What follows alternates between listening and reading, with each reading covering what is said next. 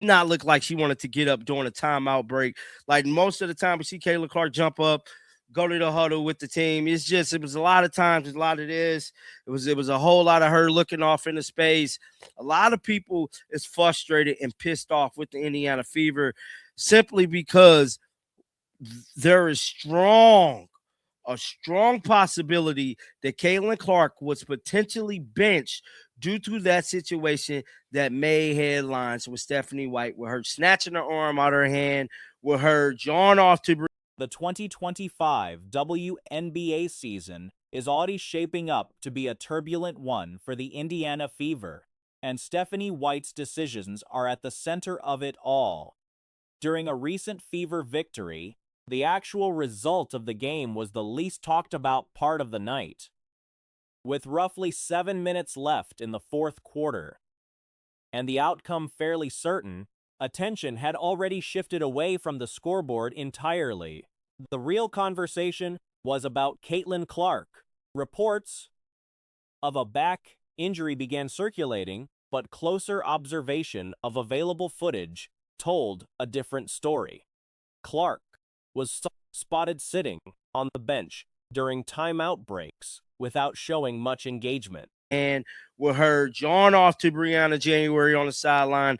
There is a lot of fans that is saying today that there is something going on with Kaylin, and there is definitely something going on within the locker room of the Indiana Fever, and that's what we're going to talk about right now. Live On American Life stated he's just been sharing a bunch of shit all day. He stated this one bull stuff. Rather than jumping up to join teammates in the huddle, as she typically does, she appeared distant and disconnected, staring off, rather than participating in team discussions. A large portion of the fan base has landed on a specific theory that Clark was not kept out due to physical issues, but rather as a consequence of a highly publicized sideline confrontation involving head coach Stephanie White. The incident, in which Clark reportedly pulled her arm away from White and exchanged words near Brianna January on the sideline, has continued to generate serious discussion. Many believe the tension never fully settled, and that what played out during this game was a direct extension of that conflict. Photographs from practice the day before the game added fuel to the speculation. Clark's body language in those images struck many observers as unusual.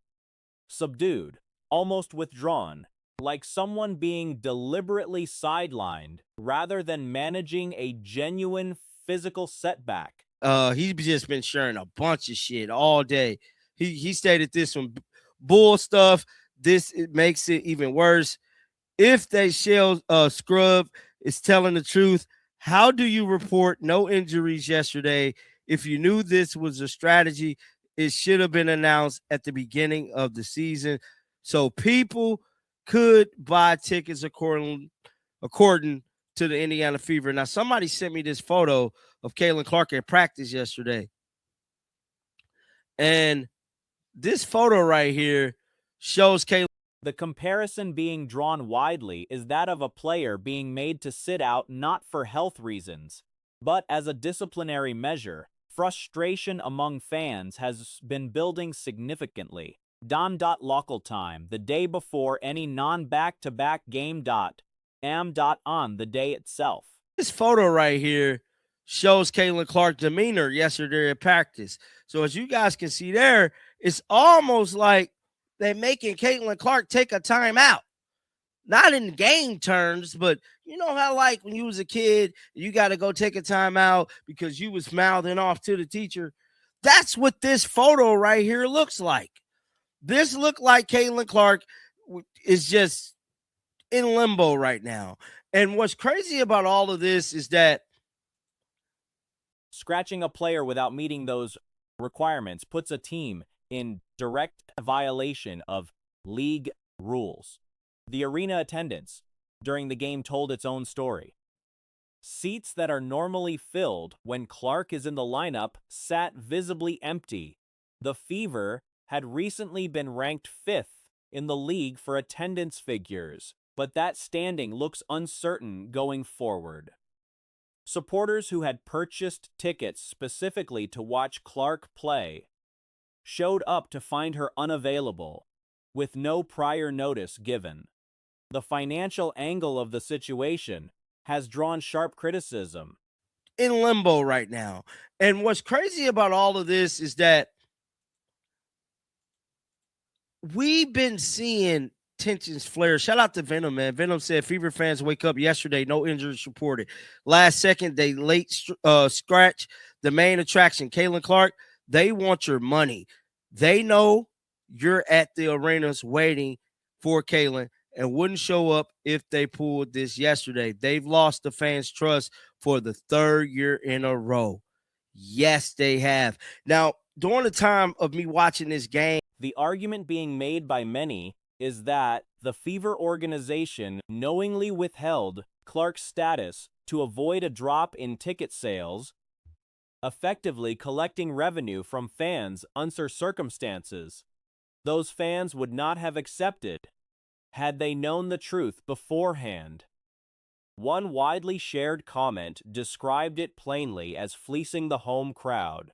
What made the situation worse was a subsequent statement from Stephanie White that, according to several analysts, contradicted earlier communications and potentially opened the organization up to penalties on multiple counts. Not just for missing the reporting window, but for what some are characterizing as providing inconsistent or misleading information across different days. WNBA regulations do carry financial penalties for teams that fail to properly report player status. Whether the league moves forward with formal action remains to be seen, but the groundwork for such a decision appears to be in place. The reporting deadline was missed. The star player sat, and the explanations offered afterward have raised more questions than they answered. third year in a row.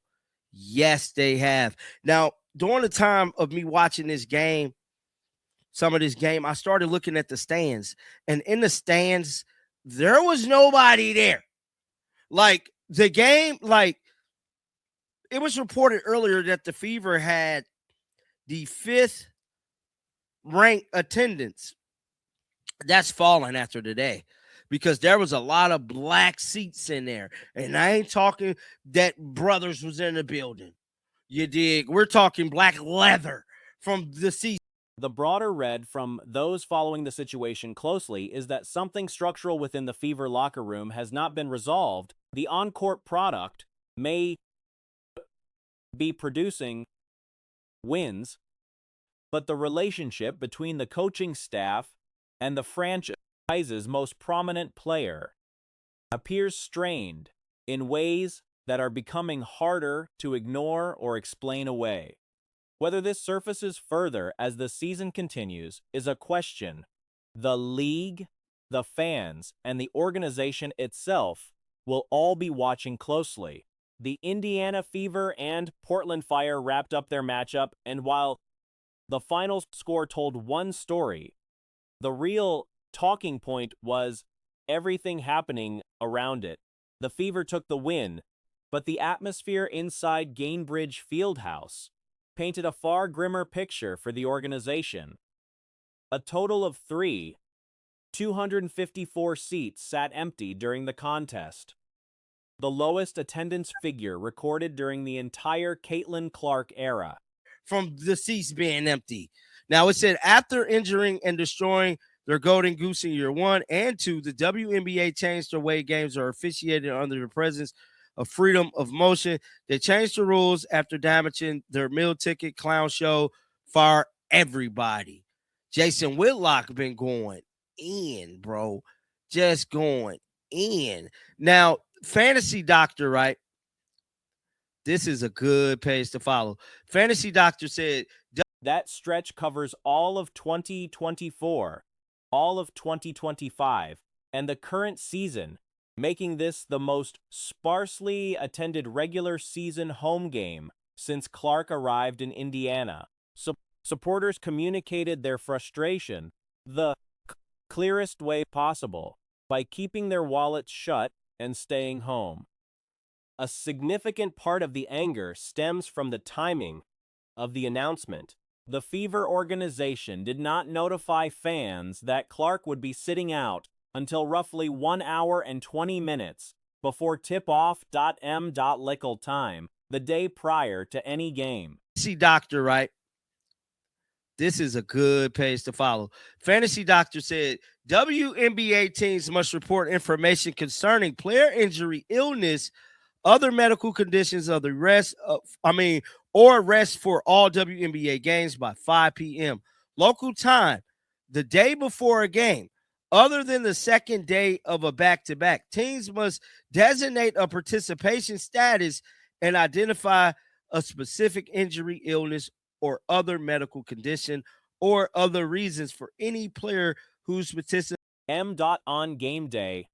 M. on the day of the game. Nearly a full day late by league standards. Secondary market prices collapsed once word got out 35, and even at that rate, seats went unsold. This is just wild. And I've got the attendance. 3,254 empty seats. It's officially the lowest game of the Caitlin Clark era. All right, so that includes all of 2024, all of 2025, and then this year, this is the lowest game of the regular season in the history of the Caitlin Clark era. Fans, obviously, voicing. Social media filled quickly with photos taken inside the arena, showing row after row of unoccupied chairs throughout the building. A visual that contradicted a game night announcement declaring a sellout. Fans who had traveled from out of state expressed open anger online. One supporter shared that they had flown in from Montana specifically for that night's game, as well as a second scheduled matchup later in the week. Others echoed the sentiment, noting that the front office had already burned through much of its goodwill during the previous season, with repeated, vague injury updates and game time decision language that dragged on for months. Head coach Stephanie White addressed the situation after the game, voicing their displeasure with their money. This got posted. This got sent to me. I got tagged. Wow, look what the Fever leadership has done. Lost all trust with fans, and fans are speaking. Look at the amount of empty seats at this game, folks. I mean, look at that. Wow. Oh my God, that entire. and that Clark had not participated in the prior day's practice, receiving treatment instead. White described the situation as Clark waking up with back stiffness and soreness, and said the staff chose not to risk further aggravation. She stated there was no concern about the injury extending beyond that day.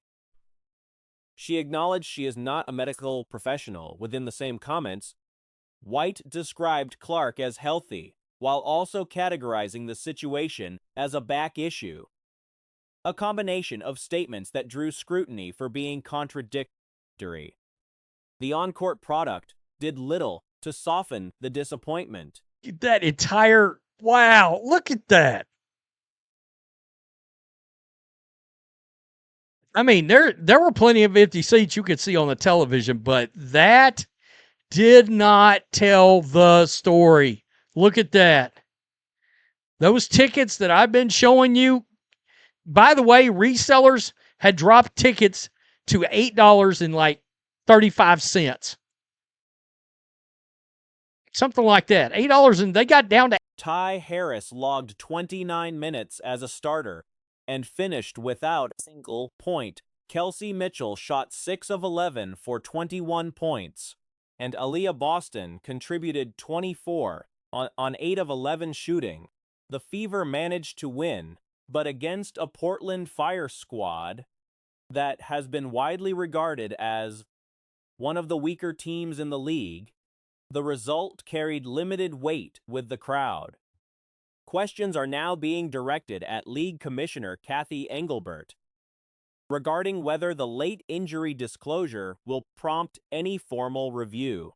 The WNBA's injury reporting rules exist specifically to protect fans from situations like this one: purchasing tickets, making travel arrangements, and committing money they may not have, only to find out at the last moment that a primary reason for their attendance will not be playing. That's something like that. $8, and they got down to $8.35. Didn't sell. Did not sell. People are angry. That announcer saying Gamebridge was sold out when I can see lots of empty seats where my own eyeballs is hilarious. Here is another person that was at the game. Look at that. Look at all them. Look at all those empty seats. I mean, all good. The broader concern being raised is whether the league is equipped to absorb this kind of fan erosion. The Lovind management has damaged attendance figures in the NBA, a league with a decades-long, deeply rooted fan base. The WNBA is still in the process of building that level of loyalty. And events like this one risk undercutting the momentum the sport has worked to develop. The Fever were already dealing with trust issues heading into the season. How the organization and the league respond from this point forward will say a great deal about how seriously those concerns are being taken. Look at all those empty seats. I mean, all good God.